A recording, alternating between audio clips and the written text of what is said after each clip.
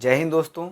आज हम पढ़ेंगे ट्रिग्नोमेट्रिक पार्ट 5, जिसमें हम पढ़ेंगे ट्रिग्नोमेट्रिक के कुछ एप्लीकेशंस। जैसे कि एक बहुत इम्पोर्टेंट चैप्टर है क्लास 10th के अकॉर्डिंग, जिसका नाम है हाइट एंड डिस्टेंस। तो ये एप्लीकेशन ऑफ ट्रिग्नोमेट्री में ही आता है। तो ये चीज़ हम पढ़ने से पहले इसके कुछ कंसेप्ट्स को देखें। जैसे कि सपोज़ एक आदमी है हमारा यहाँ खड़ा है,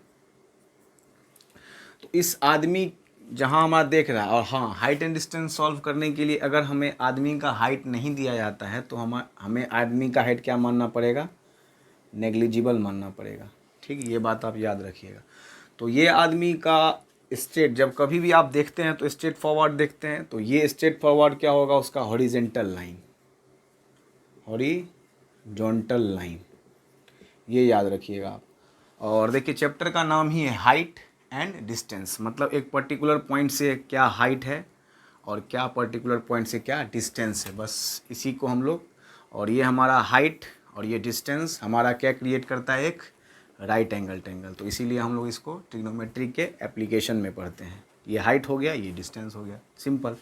तो बस इसके कुछ कंसेप्ट्स को आप देखें। अगर आप सपोज़ किसी प्लेन पे आप खड़े हैं तो ये आपका क्या कहलाएगा? Horizontal line. और किसी पर्टिकुलर, आप समझिए कोई एरोप्लेन को अगर देख रहे हैं, यहाँ एक एरोप्लेन है,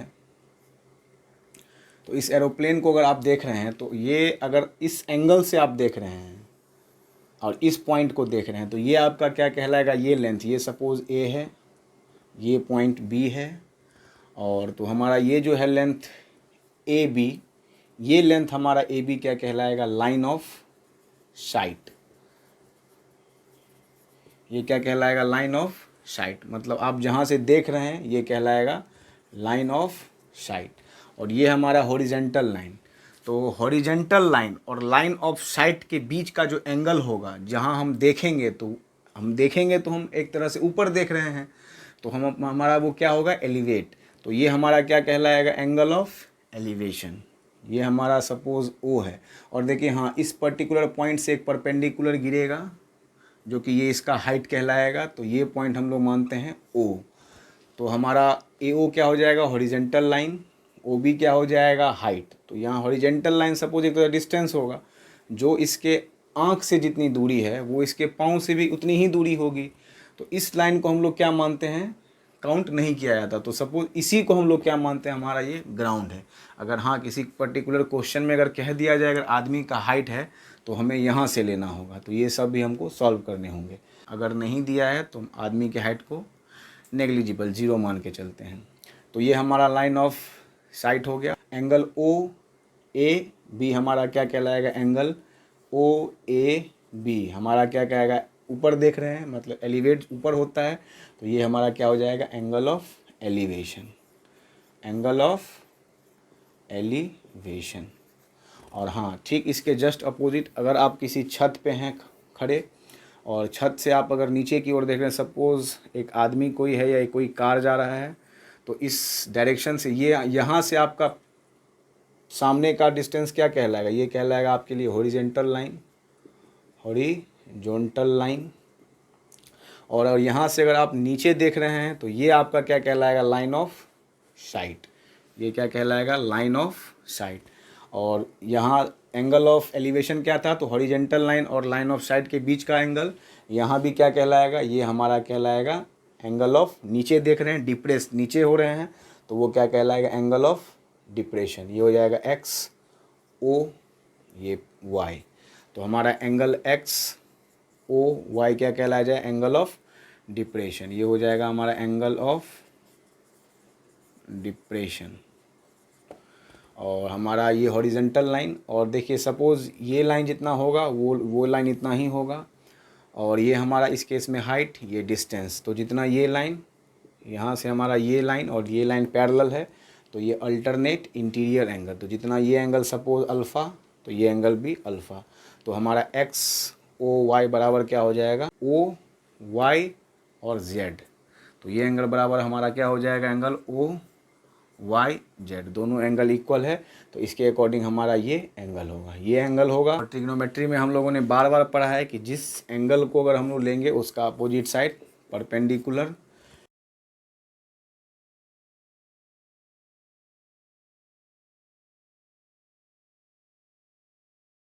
तो इसीलिए इसको हम लोग क्या पढ़ेंगे, एप्लीकेशन ऑफ ट्रिग्नोमेट्री में, जिसका एक और नाम है हाइट एंड डिस्टेंस। तो 10th के बोर्ड में ये एक क्वेश्चन, मिनिमम एक क्वेश्चन आपको पूछे ही जाएंगे, वो भी 4 मार्क्स में। अगर इसका कुछ एप्लीकेशन पूछ दिया गया या डिफाइन लाइन ऑफ साइट तो 1-2 मार्क्स का आ जाए वो बात की बात है, लेकिन एक क्वेश्चन ये 4 मार्क्स को आपको आएगा ही आएगा। तो समझिए, आपका अगर ये समझ गए तो आपका 4 नंबर पक्का।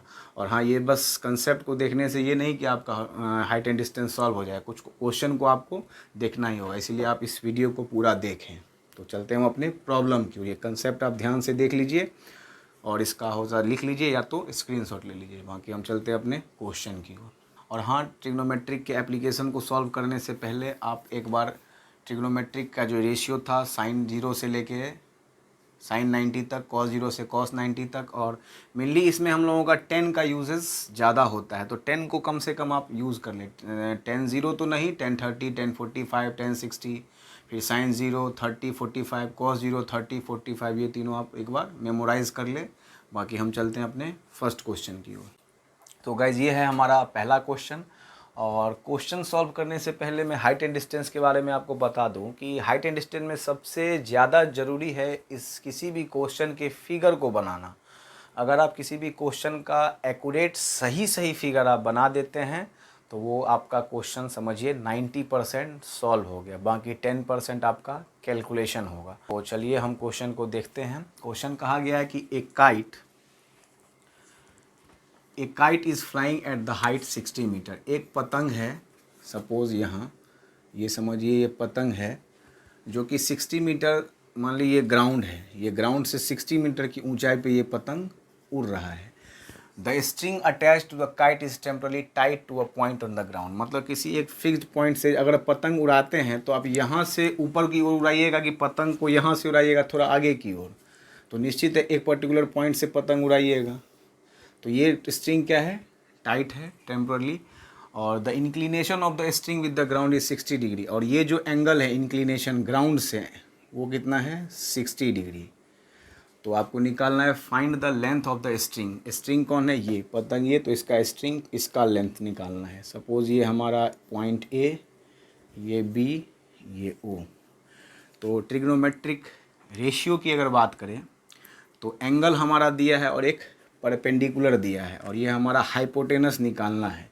तो कौन सा रेशियो लेंगे, साइन लेंगे, कॉस लेंगे या टेन लेंगे। साइन बराबर हमारा होता है, अगर एंगल 60 डिग्री है तो एंगल छोड़िए, साइन ए बराबर परपेंडिकुलर बाय हाइपोटेनस, कॉस होता है बेस बाय हाइपोटेनस, और टेन होता है परपेंडिकुलर बाय बेस। हमको एंगल दिया है, परपेंडिकुलर दिया है, हाइट निकालना है, तो हम लोग साइन को लेकर बनाएंगे। तो फिगर हमारा ये रहा। तो फिगर हमारा बना कि क्वेश्चन हमारा 90% सॉल्व है। तो अब इसको अप्लाई कैसे करेंगे, तो हम लोग साइन का फॉर्मूला लगाएंगे। क्यों साइन का लगाएंगे, क्योंकि हमारा परपेंडिकुलर गिवन है और हाइपोटेनस निकालना है, एंगल दिया हुआ है। तो साइन 60 का वैल्यू क्या हो जाएगा,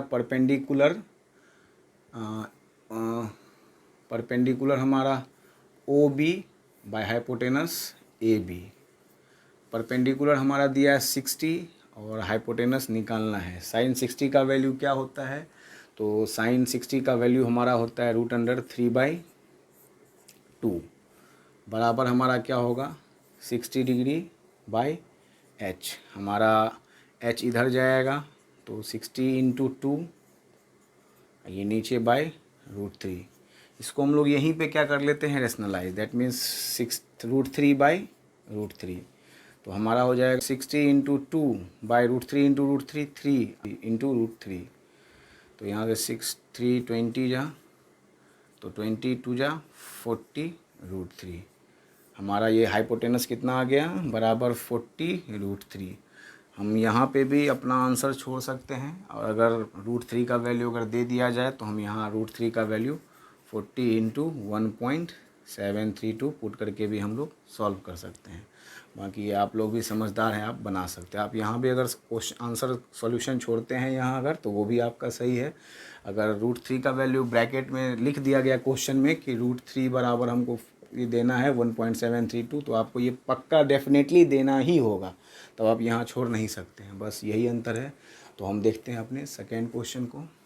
तो गाइज ये है हमारा second question height and distance का। तो मैंने आपको बताया है कि अगर किसी भी क्वेश्चन का आप फिगर बना लेते हैं तो क्वेश्चन आपका 90% वहीं सॉल्व हो गया। तो फिगर देखते हैं। क्वेश्चन कहा गया है कि 1.5 मीटर टॉल एक लड़का है, सपोज ये लड़का है, standing at some distance from 30 metre tall building. तो ये एक बिल्डिंग की हाइट है, समझिए ये पहले ग्राउंड हो गया और ये लड़के की हाइट है 1.5 और यहाँ से एक बिल्डिंग है 30 मीटर की। तो ये लड़का का क्या हो जाएगा, हॉरिजेंटल लाइन। तो टोटल हमारा ये अगर दिया 30 तो ये 1.5 होगा। सपोज़ ये हमारा अगर लड़का है ए बी और तो यहाँ भी हमारा क्या हो जाएगा, ये बी सी। तो यहाँ से ए बी बराबर तो बी सी है, A B is equal to B C.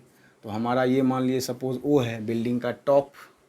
तो हमारा ए बी यहाँ से ओ बी कितना हो जाएगा, ओ बी जो हमारा होगा 30 में से ये 1.5 सब्सट्रैक्ट हो जाएगा। दैट मीन्स 28.5 हमारा क्या हो जाएगा, ये हाइट। समझ गए। और कह रहा है कि angle of elevation from his eyes to the top of the building increase, वो बढ़ता है कब, फ्रॉम 30 डिग्री से 60 degree as he walks towards the building. पहले जब देखता है तो यहाँ से 30 डिग्री एंगल ऑफ एलिवेशन होता है। जब वो आगे की ओर बढ़ता है थोड़ा इस पॉइंट से इस पॉइंट की ओर, तो यहाँ से देखता है तो हमारा एंगल ऑफ एलिवेशन कितना हो जाता है, ये 60 डिग्री। तो हम लोग को फाइंड करने के लिए क्या है, find the distance he walk towards the building. मतलब ये बिल्डिंग की ओर कितना मीटर बढ़ा है, सपोज ये x ये y। तो हम लोगों को निकालना है ए वाई, चाहे बराबर है वो बी एक्स के, दोनों एक ही बात है। ये हम लोगों को फाइंड आउट करनी है। तो देखते हैं कैसे क्वेश्चन को अटैम्प्ट करें। तो अगर हम ये एंगल लेते हैं तो परपेंडिकुलर दिया है और बेस दिया है। तो परपेंडिकुलर बाय बेस किसका ट्रिग्नोमेट्रिक रेशियो, तो 10 का। तो 10 60 इज इक्वल टू क्या हो जाएगा, perpendicular by base, perpendicular O B by base कितना वाई बी। ओ बी का वैल्यू दे रखा है कितना 28.5 और वाई बी हम लोगों को निकालना है। तो सपोज वाई बी को हम लोग स्मॉल एक्स मान लेते हैं, सबसे आसान। 1060 1060 का वैल्यू होता है 1/√3 इज इक्वल टू क्या हो जाएगा हमारा,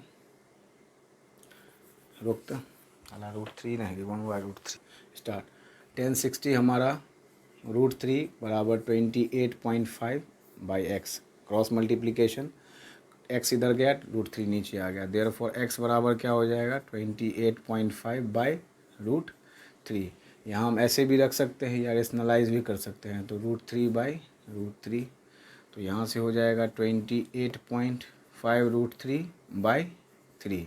यहाँ से कैंसिल करें तो 3 9 जा 27 और 3 5 जा 15, तो 9.5 हमारा ये आ गया। तो हमारा x का वैल्यू कितना आया, दैट मीन्स वाई भी कितना आया हमारा 9.5 √3। और हम लोगों को निकालना है क्या, ए बी। तो ए बी को हम लोग स्मॉल y मान लेते हैं।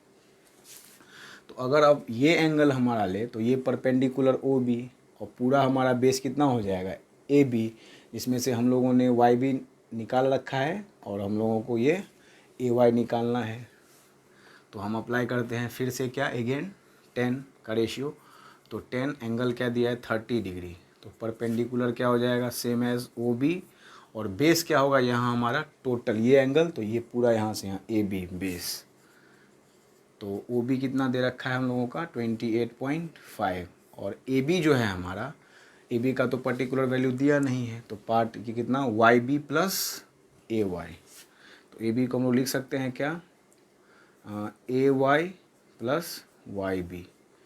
तो 28.5 बाई ए वाई हम लोगों को निकालना है कितना, छोटा वाई हम लोगों ने मान लिया है और प्लस वाई बी का वैल्यू कितना हम लोगों ने अभी फाइंड किया है, वाई बी बराबर ही हमारा x है, वो आ जाएगा हम लोगों का 9.5 √3। और 1030 का वैल्यू कितना होता है हम लोगों का, होता है 1/√3 is equal to 28.5 by y plus 9.5 √3, cross multiplication. तो ये हमारा ऊपर चला जाएगा यहाँ से, तो और ये इधर आएगा तो यहाँ हो जाएगा y प्लस 9.5 √3 बराबर 28.5 √3 बराबर क्या हो जाएगा। अब ये हमारा उधर जाके माइनस हो जाएगा तो यहाँ से y is equal to 28.5 28.5√3, 28.5√3 subtract ये 9.5√3 उधर चला जाएगा तो माइनस में 9.5√3। तो 28.5 में से 9.5 गया तो यहाँ से हमारा कितना हो जाएगा, तो 19 और √3 का √3।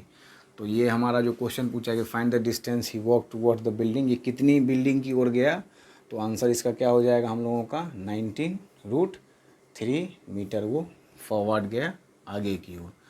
तो अगर √3 का वैल्यू अगर ब्रैकेट में दे रखा रहता तो हम लोग यहाँ √3 का वैल्यू रखेंगे, नहीं तो यहाँ भी हम लोग आंसर छोड़ सकते हैं। तो इसी तरह हमारा हाइट एंड डिस्टेंस का टॉपिक ख़त्म हुआ। बाकी ये वीडियो अगर आपको अच्छा लगता है, आपके पढ़ाई को हेल्पफुल बनाता है, तो आप इसे लाइक और सब्सक्राइब ज़रूर करें। बाकी आप हाइट एंड डिस्टेंस को क्वेश्चन को बनाएं, और जितने भी आपको क्वेश्चन अगर प्रॉब्लम होता है तो उस क्वेश्चन को हमारे नीचे दिए गए ईमेल आईडी पर आप क्वेश्चन सेंड कर सकते हैं। तो यही हमारा आज का सेशन ख़त्म होता है, फिर मिलेंगे हम अपने अगली वीडियो के साथ। जय हिंद, जय भारत।